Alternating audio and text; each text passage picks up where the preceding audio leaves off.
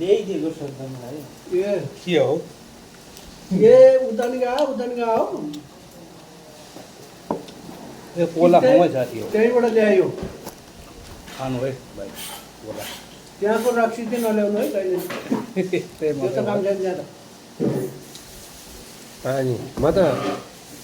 सुरुमा यहाँको brother? मेरो गरे होइन यहाँ पानी रहेछ किन 7 रुपियाँ दिन्छ भनेर 7 रुपियाँ त कहीँ पाउँदैन नि फेरि पानीहरू अलिकति कहाँ हौ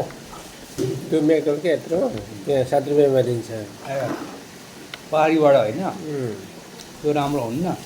पानी रहेछ त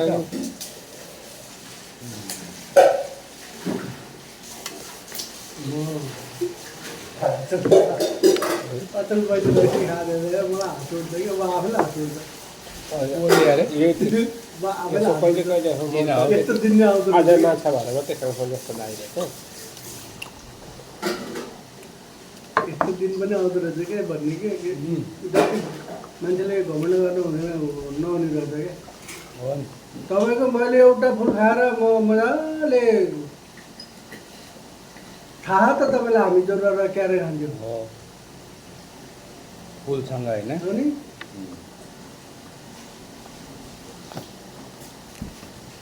अहिले यति एउटा लिएर आएर त्यही पनि यति बाँडेर यसो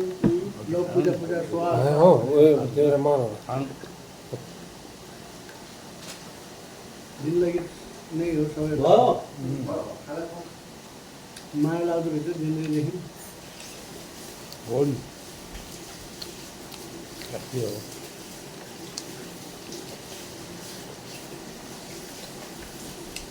यो साग त काँचै साग होइन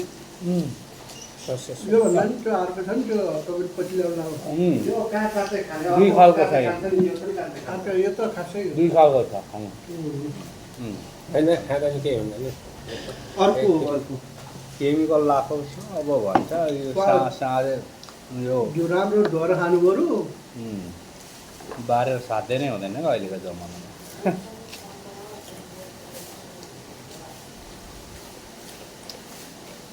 आखिरी गङ्गाजीकै हो हामी भनेको त्यस्तो त्यो रोटी अर्को ल्याउनु पर्छ नि बुढा अर्को ठिकै छ कति रुपियाँ लियो 120 ल्याउ यहाँ जति भोलि- लाग्यो 5 रुपियाँ भोलि भक्कु रोटी जति लाग्यो अब बिहान पिठो मिट्ने भन्ने सल्लाह हामीले बित्तिकै तपाईँ पनि खानु बिहान भोलि हुन्छ रोटी अहिले सबै मिलायो भने एउटा चुलो खाली भयो भने बल्ल हुन्छ चुलै खाली हुँदैन त्यही भएर मैले मेरो एउटा चुलो त गुडी खाली राख्नु हुनु पर्छ। पर्छ त्यही भएर बिहान यतिकै लाएर हुन्छ होइन पिठो त मोटी राख्नुपर्छ अनि त्यो राम्रो पनि हुन्छ लो मेरो त एकदम जापानिज क्वाइ हुन्छ नि यो त भनौँ न पकाउने हो बुढा यो त ठिक छ पकाउने सब्जी हो थाहा छ यसमा एउटा केमिकल मिसाएको हुन्छ म जस्तै पनि मैले सेना 2-3 वर्ष मार्केटमा काम गरेँ मान्छे हो ठुलै मार्केटमा सुपर मार्केटमा कहाँ कुन सामानमा कसो मिसाउँछ भन्ने कुरो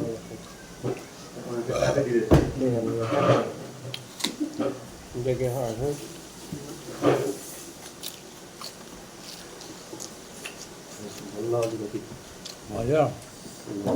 आफ्नो फुर्सद भयो भन्न अलिकति बिजी हो दाजुभाइ चिसो चाहिँ चाहिने रहेछ तपाईँ यस्तो गर्नु होइन म त भयो म त त्यो ठुलो किन्नु फाइदा त्यो 1.5 रुपियाँमा हाल्नु भएन ठुलो त अनि अहिले खाइन्छ अब पछि कहिले खाइन्छ थाहा छैन यो त कति त्यो 90मा त 2.5 रुपियाँ पनि दिन्छ ठुलो त्यो उखाल्नु क्या 2.5-3 रुपियाँ पनि दिन्छ अब अहिले खायो अब कतिले खाइन्छ त्यो थाहा को छैन। को के अरे 100 प्लस यो 2 रुपियाँ 1900 मा पाउँछ त्योमा कुन त्यो हामीले कुन चाहिँ? के अरे उयो के हो त्यो 1.5 रुपियाँ हो त सिभिल यो ठुलो बोतल क्या ठुलो